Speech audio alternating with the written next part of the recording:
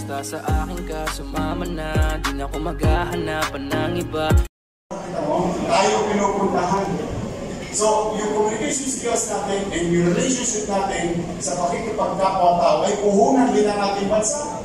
So, now, they saw the feasibility of investing in the country and the skills that we have, kasi most of us naman with skills, then it's going to be viable to them. Now, on the second part of losing the money, ito na, dito na kayo papasok. Yung ginawa kasi ako sa Maynila. And ito, maganda to, may bakero tayo. Maganda to. I hope tama yung ginawa ko. Walang trabaho. Nagsasara negosyo. Then, we, as local government unit, we wanted to address social perennial problem in the city of Manila. Housing, hospital, school. These are social perennial problems. Very good. And I want to confront it because I'm an MBN guy. Minimum basic needs. Kaya po. Housing, school, hospital, and jobs. Doon talaga ako. It's by principle, that's what I believe on how to alleviate yung matatayuan ng tao sa lipunan. Now, what we did is, okay, fortunately, there is a Mandanas ruling. February of 2020, I saw it in the news that the Supreme Court already, with finality, created a windfall. Ayan, a windfall sa mga LGU. Sabi, dadagdagan yung kita ng mga local government. At ang sabi, sa 2022 pa ibibigay yung dagdag na kita. So, without raising taxes, there will be an additional income of the local government. What we did is 2 years under pandemic, we stimulated, in-address namin social perennial problem, we stimulated in such a way, we created what we call creative financial engineering. If I may put that in right perspective. There is a future income without raising taxes, hindi ka nagpapahirap sa tao, the future income, the existing problem, what we did is we went to government financial institution. Kasi natutulog ang pera nila. Mayaman ang Macmac, mayaman ang DBP, pero walang umuutang. Walang umuutang kasi wala naman negosyo. Patay ang negosyo for the past 2 years. Walang komersyo. No? So what we did, sabi ko sa Macmac o DBP, merong Mandanas ruling. Are you interested? That's the exact word. Alam mo, sabi nila, we are very much interested. So what I did, immediately, and I hope they have done this already, by this time, because at that time, that was 2 years ago, what I did is, I went to DBM. DBM, pwede ba makisuyo? Can you certify us of what amount that we're going to receive as a windfall? And they said, sir, we cannot give you because the latest PSA or the national statistics will be done by December 2020. Kaya hindi namin mabibigay sa iyo. Sabi ko, I don't mind. Just assess us 5 years ago, which is 2015 data. So, ibig sabihin, modest pa. Kasi may growth eh. Pero, doon ako sa modest eh. And they gave me a certification. Certified. Estimate income. Well, more than 1 billion peso. Additional income or windfall. Banko. So, I have a certification. Then, I went to DBP. I went to Macmac. Sabi ko, gusto mo ba ito? Sabi ko, bigyan mo ako 10 years. 10 years future income, bigay mo na sa akin, I will confront the social perennial problem, create more jobs, create more, and about 17 times tumatama yung bawat vertical development. 17 industry or 17 products at the very least ang tatamaan nun. So we created jobs, we created commerce, we addressed the social creative problem, then wala akong utang. Actually, technically utang. Pero sa totoo, wala akong utang. Kasi hindi ko naman inutang yung regular income ko. Ang ginawa ko, in advance ko, yung 10-year income. Why? And there is another reason behind it. Kasi inflation will defeat that kind of money. Let's just say, how much is inflation today? 4%? 3%? Let's just do 3% to be modest. 3% at 10 years, that's 30%. The value of my 10 billion will be 7 billion. While it is true that it's still 10 billion, but the capacity to pay, to buy a particular product like this, worth 10 billion, I cannot buy this because this will be priced at 13 billion by 10 years from now. So what we did is, simple lang. Gawin na natin lahat ngayon. May trabaho ang tao, umiikot ang komersyo. Total, hindi naman ako magtataas ng buwis. Yung 22 billion natin will stay. So we will not raise. Then we created capital. Because this development added to our resources. So, nakita ng BBB, approved, binigay sa amin. Kaya napansin niyo, ang dami namin infrastruktura. Pero yung regular income namin, sustaining the general population, ayuda, programa, kapilinis, mga regular. Hindi siya na-effectual. The same manner, this time around, what we're gonna do is we will reactivate. We will be aggressive. Ito na kayo, mga bangko, mga negosyan. We will reactivate and aggressive in tying up with private sector. We will revive aggressively the PPP, private participation. So yung nawala ko 65 billion, yung nawala ko 100 billion, nababalik naman. Kaya natin, principle of delayed gratification, babalik naman, iikot ang pera, may negosyo. Then, the private sector, natutulog ang pera. Alam niyo ba natutulog ang pera ng private sector? Wala namang maimbisan eh. O ngayon, participation sila. Inog na ngayon ang pera. So yung infrastructure bill will not be affected. Because private sector will come in, there is ease sa pamumuhay ng tao, sustain ang negosyo, hindi man natin maparami, huwag na mapawasan.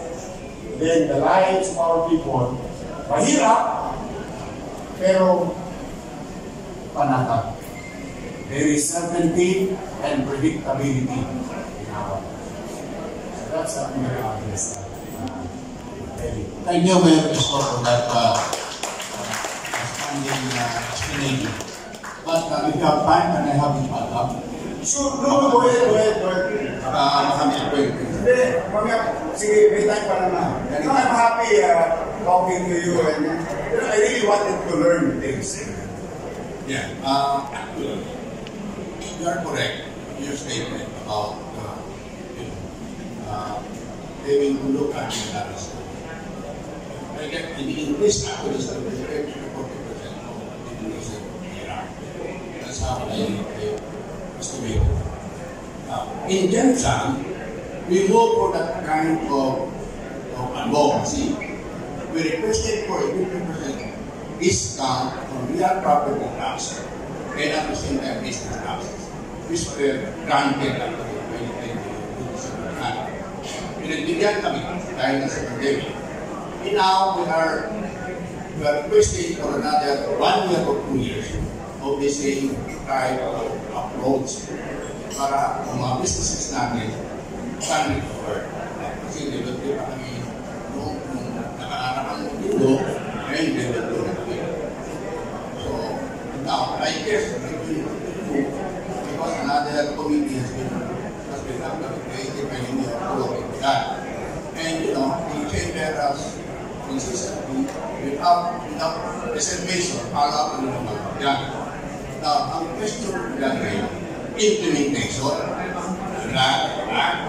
Kasi dito, we are able to rationalize the the permitting process. We're able to rationalize the permitting process. Kaya dito, wala nang problema ang permitting dito eh. Kasi online na. Pangalawa, alam na kaya na mabayaran mo. Online na siya tayo sa Media. Dito. Ang aming building permit, yung budget permit, we wanted that personalized under ClarkTV, pati itong Isko business. Pero not it, we have still to do. Sino yung tanong ko? Ang tanong ko dito ngayon is, maganda pakinggan ko ang sinasabi nyo, especially yung pag-attract ng mga KPIs dito, para na nang umami ang kapital, place para paawag naman natin yung tuberculosis.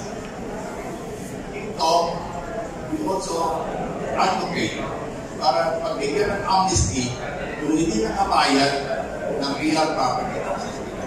It's not only. It's not only. So, because of that,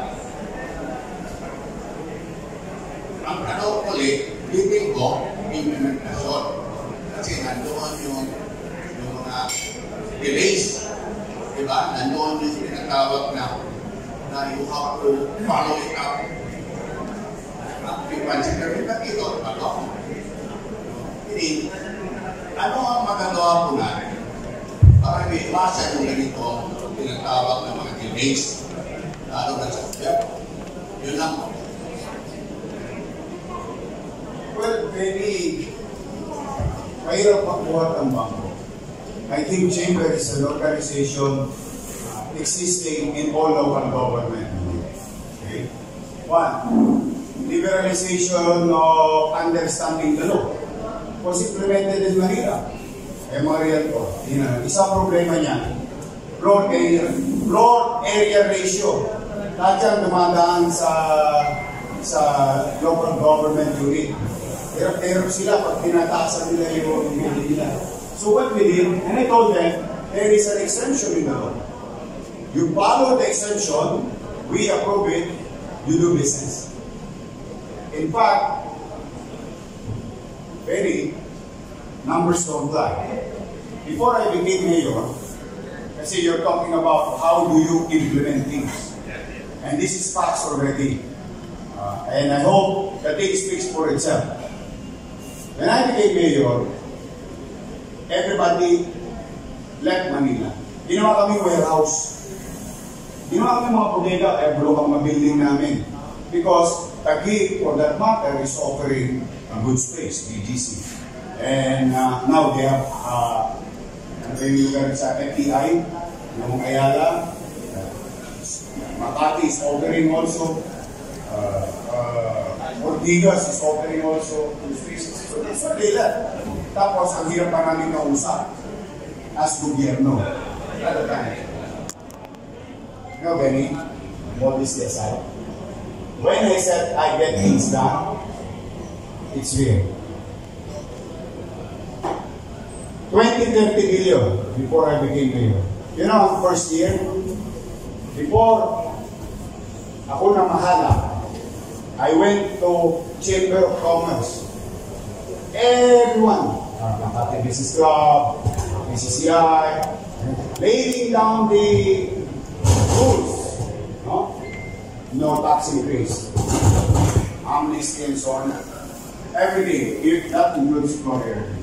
First year, 123 billion ang pumasok sa Manila. Second year, pandemic, 147 billion. You know why? Because I created certainty and predictability. I laid out the ground rules, no tax increase. Just pay your obligation and you will receive amnesty. Because I do believe in the principle of temperature. Anything above zero is positive. So 1,000% times zero is still zero. Ang daming utang sa akin ng tao, hindi naman nakababayad, wala pa rin. Kaya sabi ko, we start with zero. Let us not go after of bad things that transpired in the past. let's move on. Throw all excess baggage. Let's move forward. We have to revive the capital of the country. And they came. And they came. And when you look at physically Manila, you'll see towering yung crane. Alam mo yun ang ano ko ha? Sorry ha. Medyo mababaw. Ang tingin ko, pag ako nakakakita ng crane, I'm happy.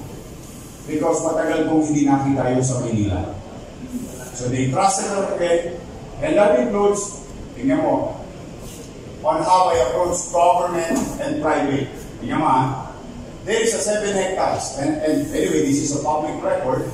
There is a 7 hectares owned by the city, leased to a corporation. And I said to that corporation, you know, ma'am, sabi ko doon kay ma'am, you know ma'am, the government is not into realty business. We are not a leasing business. We are in a public service business. I don't want collecting rents from the lease on a property owned by the city. Why? I'll not gain taxes on that, only business taxes. We own it, who's going to pay for the Hilaw? So sabi ko sa kanya, the other side of the coin is, you have to deal with mayors. Every now and then, we change mayors. And if you're going to lease it for 25 years, at the very least, you're going to deal with 2 to 3 mayors. Eh kung mainit ang ulo ng mayor na yun, pagdating ng araw, distorbohin yung kontrata mo in the middle of you doing business and changing the rules. And this is a habit. It's not for everyone. It's not everyone. But we know for a fact that politicians reverse, disturb, change the rules in the middle of the ballgame, which create uncertainty. So sabi ko sa kanya, ma, Philippine Lote, base sa sinasabi ng Commission Audit kung magkano ang presyo. Pinili. You know what happened? They're going to invest 50 billion pesos. And they're raising it. So my point is, when you ask, are we going to implement things? Ang tanging kompromiso ko sa iyo, mayroon talagang important ba ako dahil halalan niyo yun. I get things done. We have our goal. And what I'm after is the B, the result. I'm always wanting and asking for results. I'm a result-oriented guy. Matter most is the results. Results matter. Numbers don't lie. Data don't lie. And you saw it in Manila. That's why yung sinasabi, di ba, parang pagtitingnan mo, ginawa sa Manila, pwede gawin sa buong bansa. Hindi lang yung tungkol sa housing. Hindi lang tungkol yung sa hospital. It's about the administrative ability of doing things that are duplicable and scalable. Because the same principle is behind it. Swift, certain, predictable, goal-oriented, result-oriented, fast action. I think nowadays, that's what we should be doing. We should not entertaining things that are promises by the same group of people, but we end up today like here. How are we today? As a person, as a family, and as a country. So that's why I opted to join the election for you to have an option. Maiba naman. Kung gusto nyo ng kakaibang bagay, maiba naman.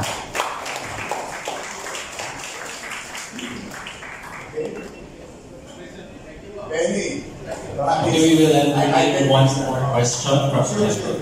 Sige. Sir, maybe after me, my board serving the Pera, the group of companies from Easters. Mayor, I just want to give you a brief description about our place Slope Sardine area is composed of huge body of waters. In other words, we are into agri-fisheries. So much on the issues and urban issues, no. So we are on agri-fisheries. In other words, most of the people here are dependent on fishing, aquaculture, and agriculture businesses. This will be tatama kagagad sa tax cuts. So, right now, we are representing the fishing sector, which is composed most likely around 80% dependent on fishing and aquaculture. And our area, the Region 12, is the number one producer in terms of shrimp Pinuri's economy production shipped to Manila. And during the pandemic, we experienced so much problem. Everybody has. Yes. In una, the freight cost. We ship our product to Manila by air. Before, we only pay around 30 pesos, 15 pesos per kilo, but during the pandemic, we pay around 50 pesos more than. Okay. And we experience also the feed cost. Sir, we have a lot of reason on that. And my question is, Yes. What is your corporate program in terms of agri-fisheries? Say, for example, the fishing industry. Since fishing, most of the people here in Sarangani are dependent into fishing. Okay. And some of the fishing business sector are shifted into the aquaculture because they experience so much problem in terms of fishing. No? So, issues in the municipal waters and issues in the international waters. So, my question is, what is your corporate programs in helping these marginalized fishermen and our aquaculture farmers? Dami mong question doon. Ano gusto mo unahin ako? It depends on you. Okay. No, kasi I want you to say to me directly. There are things everybody is suffering. Everybody is suffering. The agriculture, the aquaculture, the fisheries, real property, finances, everybody is suffering. Now, this is good thing you asked for it. One is I will separate Department of Agrarian Reform and Trade, Department of Fisheries and Aquatic Resources. And I said that already. Hindi ko lang na sinabi dito para palunagin kayo. It is a public statement already. That is part of our 10-point agenda. Na ihiwalay para focus group, focus bureau, focus agency. Because from what I have learned, not what I have known, no. Going around the country, itong ginagawa namin, hindi ko talaga. Nakita ko, hindi po pwede yung sekretaryo ng Department of Agriculture na magaling sa lupa ay magaling din sa dagat o sa tubig. No. At the same manner, the sauce for the gunner is the sauce for the goose. Yung magaling sa dagat o tubig, hindi naman magaling sa lupa. And that, I think, is one of the key possible success to our fisheries and those who are involved in aquatic business. And that includes shrimp. So, that's one. Another one, of course, tax cuts. Definitely because you're using logistics. Logistics use crude. Alam patas yan, patas din ang cost per kilo. Magana? From 30 to 50. Ano ba yung from 15 pesos to, wow, that's about 200% plus. No? The same thing happened to mga fertilizer. From 900 to 1,000, after more than a year, 2,200 to 2,500. Hirap. That's two. Third, we guarantee you, yung mga mangingisda, kasi si Sir, shrimp, pero yung mga mangingisda, we guarantee you, you will fish in our water undeterred, unharmed. Because I am going to invest the first time, maybe, and make Navy as the front line of defense of our country. Because I cannot allow a fisher folks being rammed by a foreign vessel in our water. Yung minamasel-masel ka, politically, yung minamasel-masel ka because of geopolitics, that can be managed through arguments, dealings, and bargainings, and so on and so forth. But physically showing to the world, showing to every Filipino that fishermen, whether it is a boat or bangka, being run by a foreign vessel, and we're doing nothing about it. Kung sana ako subukin ng panahon, gagawin kong disenyo yung mga barko nila sa ilalim ng dagat. Kung sana.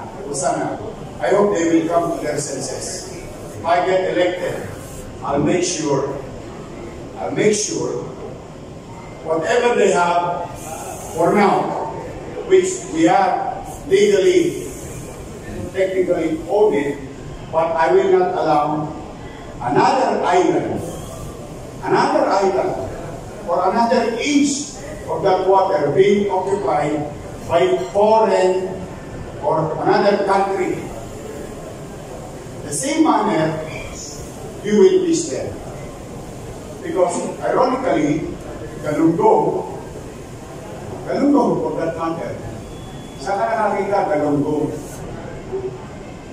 Pinibili natin, inisda sa atin, dinala sa bayan nila, release, binalik sa atin, pinila sa atin. How sad. Now, Louie, kung saan ako sumukin ng tadhana. But you know what happened in Manila? Those foreigners who abuse, right? Sabi ko, come and do business in Manila. Whether you're foreigners or Filipino, no harm will come to you. I made that commitment. And at the same manner, I will not allow you harming our people. Yung sinasabi ko, certain thing. The sauce for the gander is the sauce for the goose. Same rule. Kaya, masaka, feeds, agriculture, so on and so forth, is the primary concern of policy making, because I do believe that number one threat to national security is food security. I'm going to tell you one incident, and I hope pagising tayo sa katotohanan. There is an incident, kasagsagan ng pandemya, dahil tayo nag-i-import ng mga agricultural products, and one of those is rice. There was an incident that this country was threatened the effects of pandemic. Baka wala silang kainin. Ang ginawa nila, binod yung bigas na paparating sa atin for about a week or two. Muntik na tayo. So we have to be self-sufficient. And we should produce our own food. Yes, it's true, armed group is threat to peace and order. But I do believe the number one threat to national security is food security. At ang regalo ko sa iyo,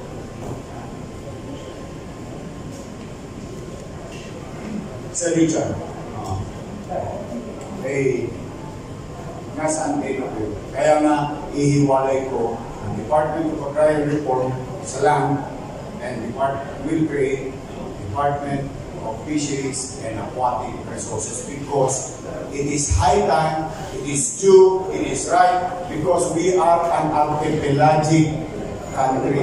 There is so much water, and underneath there is so much resources, and we'll utilize it. Yawa news. Thank you, Richard.